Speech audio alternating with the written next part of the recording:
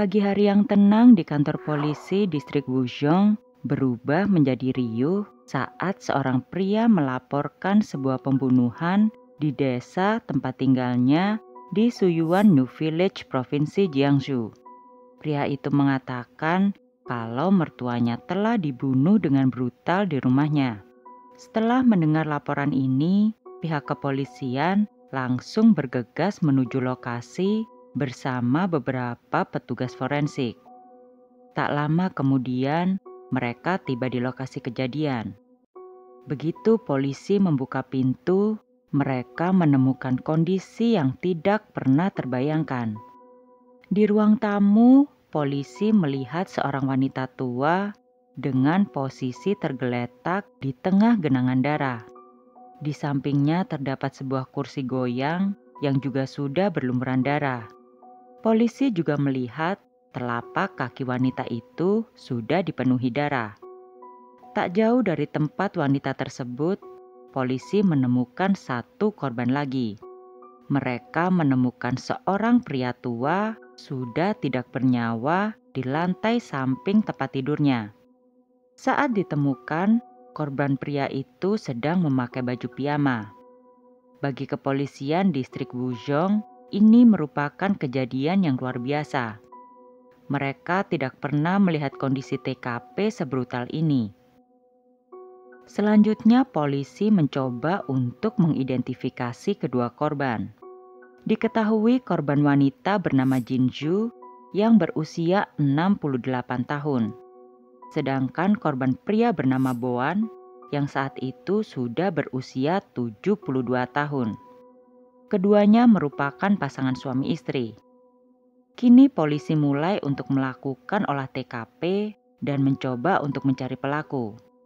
Pertama, mereka menemukan banyak cipratan darah di tempat tidur dan juga bekas sobekan karena pisau di alas tidur tersebut. Ini dapat diartikan kalau pada saat kejadian, para korban masih berusaha untuk melawan si pelaku. Namun karena kalah tenaga, akhirnya mereka pun tewas. Pihak forensik juga mengungkapkan jika penyebab kematian kedua korban adalah luka tikaman di organ vital yang membuat pendarahan hebat hingga akhirnya meninggal dunia. Jinju dan Boan diperkirakan sudah tewas sekitar 1 sampai 2 hari yang lalu.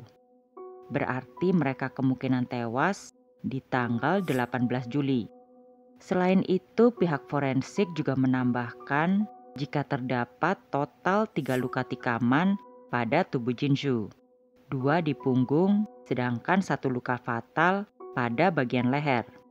Sedangkan Boan, si korban pria, mendapatkan banyak luka tikaman pada bagian dada yang tentu langsung membuatnya tak berdaya dan berakhir tewas.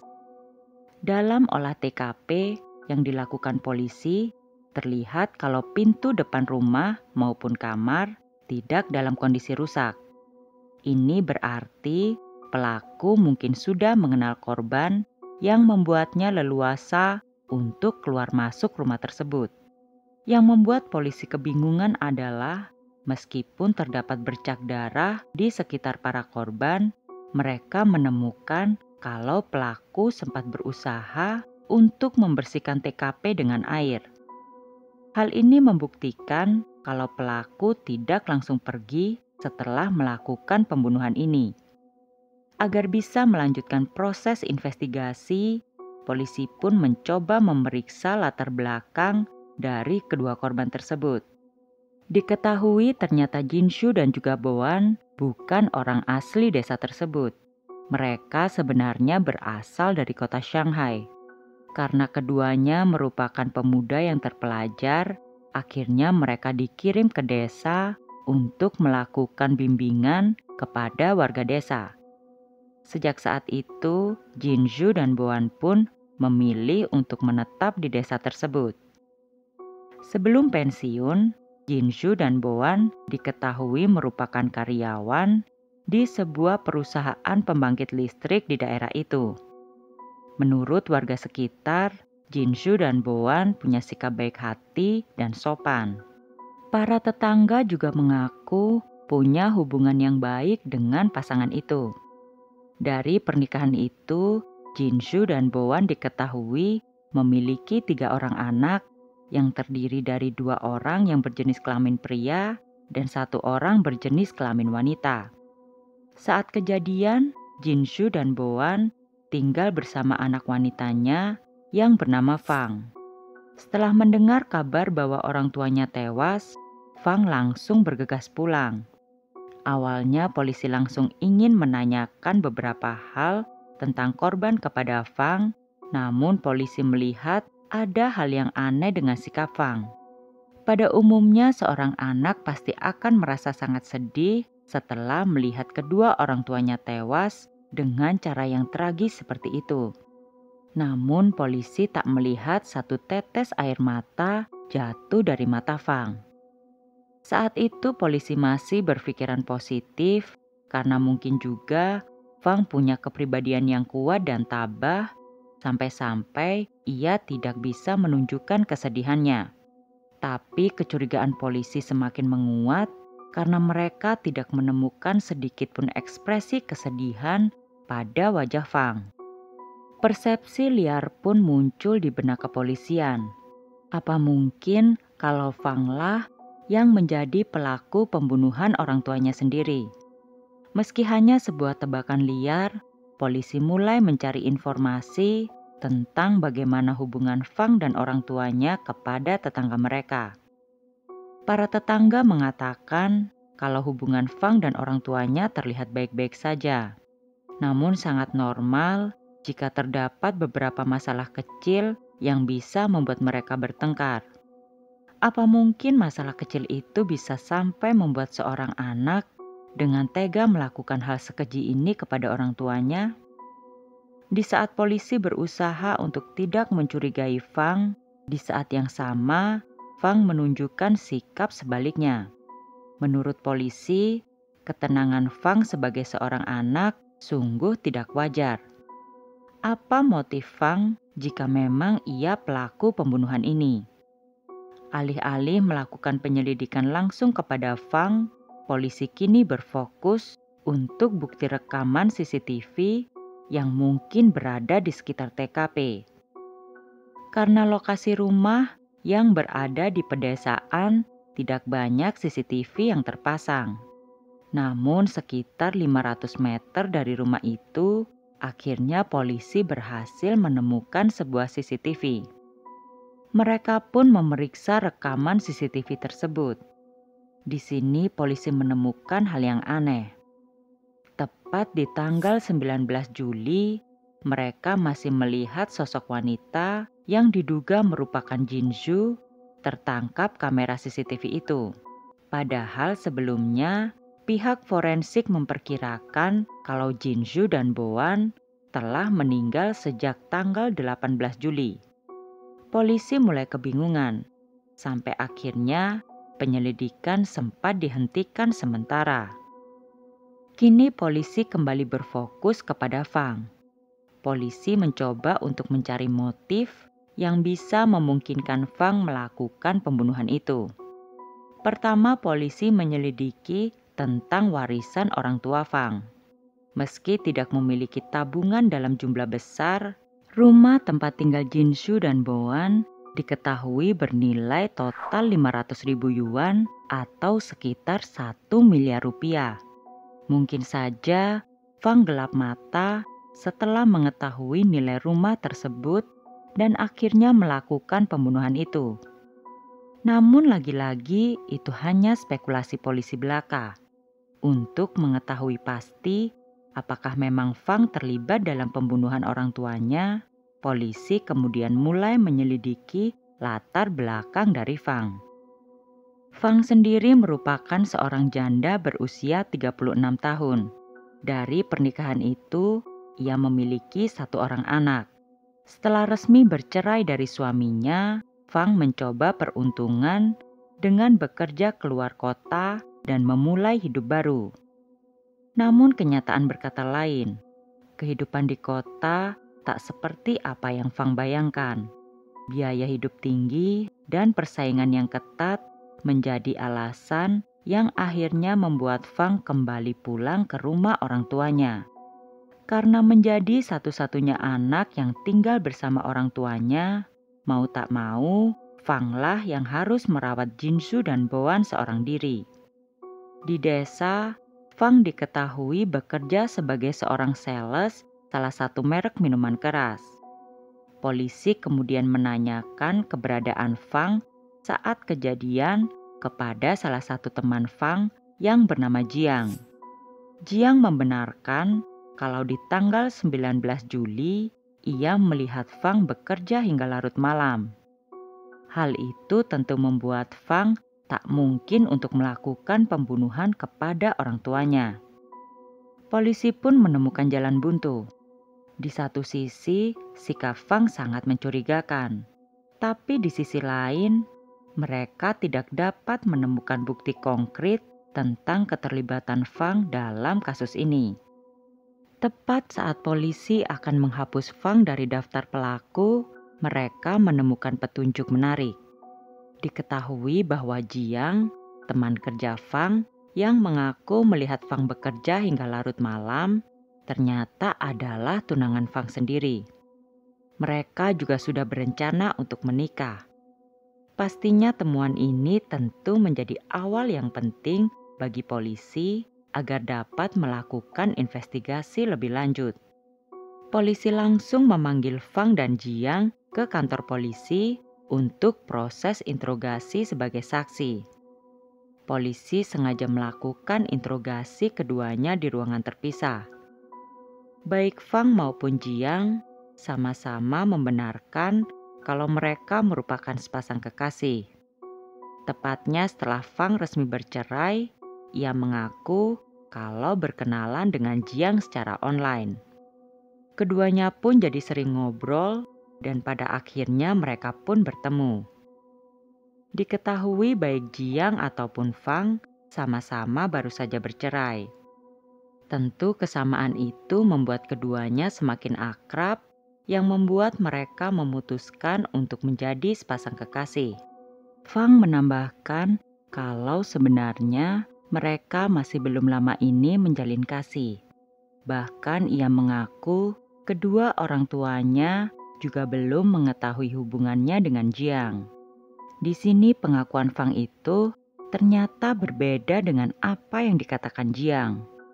Di ruangan lain, Jiang mengatakan kalau sebenarnya mereka sudah lama saling kenal dan saling mencintai. Jiang juga bersaksi kalau kedua orang tua Fang sudah mengetahui hubungan mereka sejak lama. Saat itu orang tua Fang tidak menyetujui rencana pernikahan mereka. Fang dan orang tuanya pun kerap terlibat cekcok kecil. Mungkinkah Fang nekat membunuh kedua orang tuanya karena mereka tidak menyetujui hubungannya dengan Jiang? Tak cukup sampai di situ. Jiang juga mengaku kalau sebenarnya ia diam-diam sudah kembali rujuk dengan mantan istrinya. Di sini terlihat kalau sepertinya memang dari awal Jiang tidak berniat untuk benar-benar menikahi Fang. Dan ternyata Fang sama sekali tidak mengetahui hal tersebut. Polisi pun mengakhiri sesi interogasi itu. Kini polisi hanya perlu mencari bukti nyata keterlibatan Fang dalam pembunuhan ini. Petugas kepolisian lalu mencoba untuk melakukan olah TKP sekali lagi di rumah orang tua Fang. Setelah melakukan investigasi lebih mendalam, akhirnya polisi mendapatkan satu petunjuk penting. Mereka menemukan sidik jari di pintu depan rumah tersebut. Polisi lalu bergegas untuk mencocokkan temuan sidik jari itu dengan sidik jari milik Fang. Hasilnya ternyata cocok. Dengan beberapa fakta dan bukti yang ada, kini polisi percaya diri untuk menangkap Fang. Saat proses interogasi, Fang awalnya tetap mengelak dan masih meyakinkan polisi kalau dirinya tidak terlibat dalam kasus ini. Apalagi ia punya alibi sebelumnya kalau di tanggal 19 Juli ibunya masih terlihat dalam rekaman CCTV. Polisi memang masih belum bisa menjawab tentang kemunculan Jinzhou dalam rekaman CCTV. Namun tujuan polisi kini membuat Fang untuk mau mengakui perbuatannya terlebih dahulu.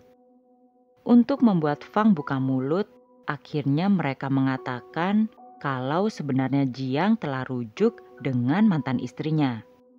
Di titik inilah pertahanan Fang seakan runtuh seketika. Ia begitu terkejut dengan apa yang polisi katakan. Polisi juga mengatakan kalau sidik jari Fang cocok dengan sidik jari yang terdapat di TKP. Berbeda dari sebelumnya, kini Fang terlihat panik. Sampai akhirnya ia mengaku kalau memang dialah yang telah membunuh kedua orang tuanya. Ia kemudian menceritakan kronologi kejadian pembunuhan itu. Kejadian bermula saat Jiang mengajak Fang untuk menikah. Saat itu karena hubungan keduanya berjalan dengan baik, Jiang pun melamar Fang. Fang tentu sangat bahagia akan hal tersebut.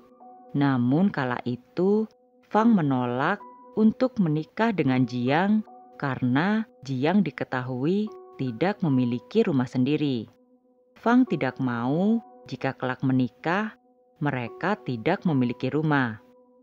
Jiang lalu mengatakan kalau jangan sampai hanya karena masalah rumah, hubungan mereka menjadi rusak. Jiang kemudian mencoba untuk meracuni pikiran Fang dengan mengatakan kalau rumah kedua orang tua Fang sangat bagus. Jika saja kedua orang tua Fang meninggal dunia, pasti sebagian besar dari hasil penjualan rumah itu akan bisa Fang dapatkan. Entah apa yang ada di dalam pikiran Fang saat itu. Dalam benak Fang, ia setuju dengan pendapat Jiang. Fang sudah membayangkan untuk hidup di kota setelah menikah dengan Jiang. Niatan jahat pun akhirnya muncul. Daripada harus menunggu lama untuk orang tuanya meninggal, lebih baik Fang langsung membunuhnya saja. Akhirnya di tanggal 18 Juli pagi, Fang membeli makanan kesukaan kedua orang tuanya. Fang juga membeli obat tidur serta pisau dapur. Sesampainya di rumah, dengan senyum manisnya, Fang menyiapkan makanan yang telah dicampur obat tidur kepada orang tuanya. Tanpa ada rasa kecurigaan apapun, Jinzhou dan Boan menyantap makanan itu dengan lahapnya. Sembari menunggu obat tidur itu bekerja, Fang kemudian sempat keluar rumah. Setelah beberapa jam kemudian, Fang kembali ke rumahnya dan menemukan kedua orang tuanya telah tertidur dengan pulas. Melihat Jinzhou dan Boan tidak berdaya, tanpa ada keraguan sedikit pun, akhirnya Fang membunuh mereka dengan pisau yang sebelumnya sudah ia siapkan. Sebenarnya saat itu kedua orang tua Fang sempat terbangun. Namun perlawanan mereka tentu tak berarti apapun karena efek obat tidur dalam tubuh mereka. Akhirnya, Jinzhou dan Boan pun tewas di tangan Fang. Kini yang menjadi pertanyaan adalah siapa wanita yang terlihat di kamera CCTV di tanggal 19 Juli itu. Usut punya usut, ternyata wanita itu bukanlah Jinzhou. Ia hanya wanita yang sangat mirip dengan Jinzhou. Akhirnya, polisi berhasil mengungkap kasus pembunuhan ini. Walau begitu, polisi masih tidak habis pikir bagaimana Fang bisa dengan mudah untuk membunuh kedua orang tuanya sendiri. Fang pun akhirnya ditahan. Setelah beberapa bulan berlalu, proses peradilan kasus Fang ini pun diadakan. Setelah melihat fakta kasus ini, akhirnya hakim memutuskan untuk memvonis Fang dengan hukuman mati. Meski keluarga meminta keringanan hukuman, pada akhirnya Fang tetap dieksekusi mati. Sementara Jiang tidak mendapatkan hukuman apapun karena ia tidak terlibat langsung dalam proses pembunuhan orang tua Fang. Terima kasih telah menonton. Jangan lupa like and subscribe. Bye.